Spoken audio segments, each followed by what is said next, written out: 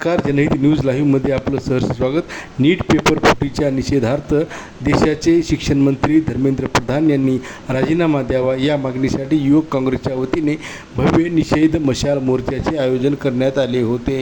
नांदेड शहर युवक काँग्रेसच्या वतीने नीट प्रसंगी या ठिकाणी मोर्चा आयोजित करण्यात आलेला होता. त्यामध्ये नांदेड जिल्ह्यातील सर्व ज्येष्ठ मंडळी आणि युवक काँग्रेसची पदाधिकारी मंडळी आणि मोठ्या प्रमाणात विद्यार्थी वर्ग या मोर्चामध्ये सहभागी झालेला होता.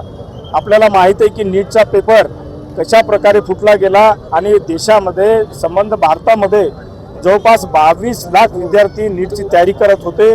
त्यांच्या स्वप्नावर या ठिकाणी अक्षरशः पाणी फिरल्यात जमा आहे.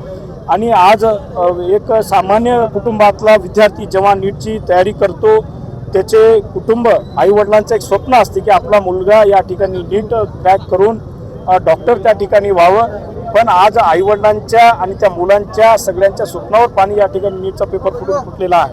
आज आम्ही या ठिकाणी प्रमुख मागणी केलेली आहे की आपल्या देशाचे जे शिक्षण मंत्री आहेत धर्मेंद्रजी प्रधान, त्यांनी खरं तर राजीनामा द्यायला पाहिजे होता. नैतिकचा अधिकार म्हणून त्यांनी अद्याप राजीनामा दिलेला नाही आहे.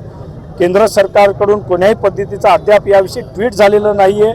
आज महाराष्ट्रामध्ये अनेक घोटाळे आहेत, पोलीस भरती घोटाळे, अशा अनेक घोटाळे या ठिकाणी आहेत. आणि निश्चितच जेव्हा जेव्हा हे घोटाळे होतील तेव्हा युवक काँग्रेस निश्चितच या ठिकाणी मैदानात उतरेल. आणि आमचे नेते राहुलजी गांधी येणाऱ्या 18 तारखेपासून नीटविषयी एक व्यापक आंदोलन संपूर्ण भारतामध्ये सुरू करत आहेत. माहिती आहे की नीटचा पेपर लीक झाला आणि 22 लाख विद्यार्थ्यांच्या भवितव्यावर खेळण्याचं काम या केंद्रातील सरकारने केलेलं आहे. जवळपास 22 लाख विद्यार्थी या परीक्षेची तयारी करत होते. 2-2, 3-3 वर्ष अहोरात्र प्रयत्न करून या परीक्षेची तयारी केल्यानंतर अशा जर पेपर लीक झाल्यानंतर हे विद्यार्थी सगळे मेंटल डिप्रेशनमध्ये गेलेले आहेत. आणि जेव्हा आपण पूर्ण फॉर्ममध्ये असतो, परीक्षा देणार असतो आणि 2 दिवसापूर्वी आपल्याला कळतं की हा पेपर लीक झालेला आहे, तो मानसिक धक्का त्यांना बसलेला आहे.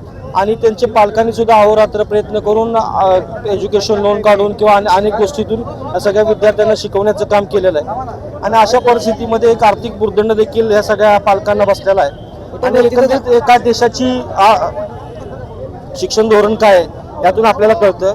धर्मेंद्र प्रधान हे देशाचे शिक्षण मंत्री आहेत आणि या सगळ्याचे डीलर तेच आहेत असा आमचा त्यांच्यावरती आरोप आहे. त्यांनी नैतिक जबाबदारी स्वीकारून आपल्या पदाचा राजीनामा दिला पाहिजे. देशाच्या पंतप्रधानांनी यामध्ये सगळा हस्तक्षेप केला पाहिजे अशी मागणी आम्ही युवक काँग्रेसच्या माध्यमातून करतो. धर्मेंद्र प्रधान राजीनामा देत नाहीत तोपर्यंत हा लढा महाराष्ट्राच्या कानाकोपऱ्यापर्यंत चालू राहील आणि रस्त्यावरची लढाई युवक काँग्रेस येणाऱ्या काळामध्ये संबंध महाराष्ट्रामध्ये लढेल.